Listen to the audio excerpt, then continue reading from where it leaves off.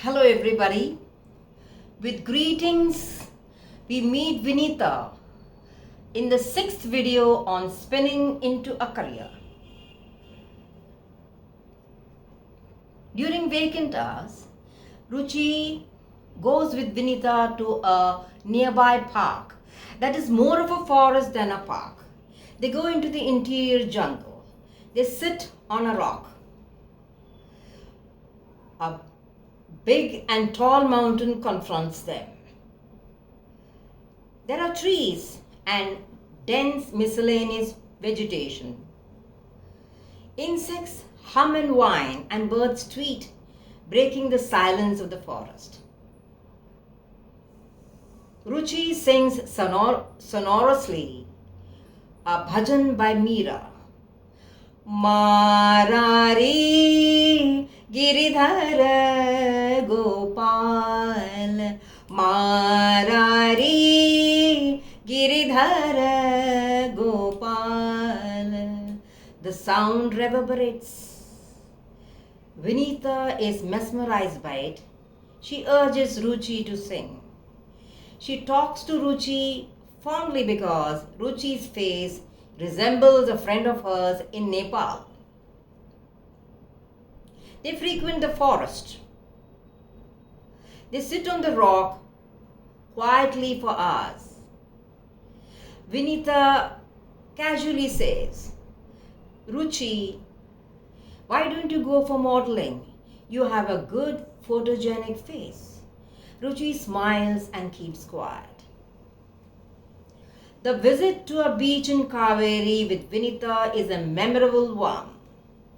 It is twilight. Ruchi and Vinita sit on the beach listening to the breakers on the shore. Waters radiate the variant colors of the setting rays of the sun. The marvelous canvas of nature engrosses them. Vinita does not have much time for Iman Khan. Her father gets transferred to Orissa. The family moves there. Vinita's mother thanks Ruchi. A Sardar from Iran named Harpreet Singh is a close friend of Ruchi's dad.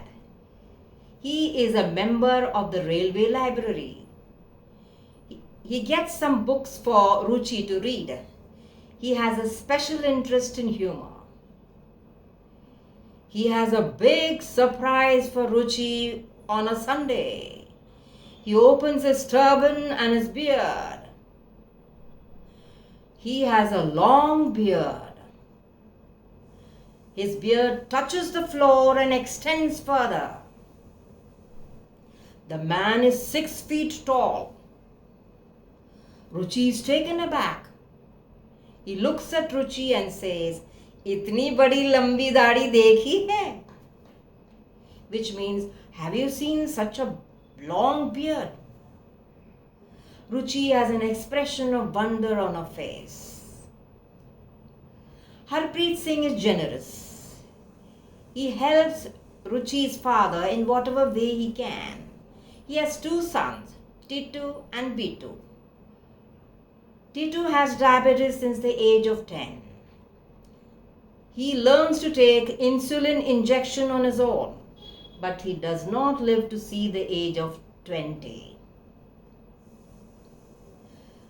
Now we begin with the second chapter of the story. Traveling by slow local from Bimpoli to Chirgaon is a quotidian reality for Ruchi. She gets well acquainted with the Chirgaon station. If one stands on the railway platform, facing the railway tracks, one can see a big bus depot at the back on the right hand side where the platform ends. On the left hand side, behind the platform, is Chandanwala Theatre. One can see people coming out of the theatre after the end of the show. As fate has it, Ruchi meets one Miss Parande who is sitting opposite to her in the train. Ruchi overhears Miss Parande talking to her friend. My father is a music teacher. You can join a music class. He teaches the students 3 days a week. Ruchi asks Kirti, which music does he teach? Hindustani classical music, Kirti replies. I want to join a class for classical music. Where is your class? Kirti says, it is in Krishnanagar to the east of Bimpoli station. If you want to join, I will take you to my home right now. Ruchi agrees to it. The house is just a humble hut. N.L. Parande asks Ruchi to sing. Ruchi sings a devotional song. The music teacher tells that her voice sounds like that of a maestro. The music class begins with Rag Bhoop. It is a walk of an hour and a half to the class and back home. Ruchi tries to practice music at home. She has a loud and shrill voice, which proves to be obnoxious to her family members at home. Her brother plays tapes at high decibel so that it can muffle her voice and the harmonium. Thank you for listening. We shall know more about the Parande family and music in the next video. Till then, goodbye.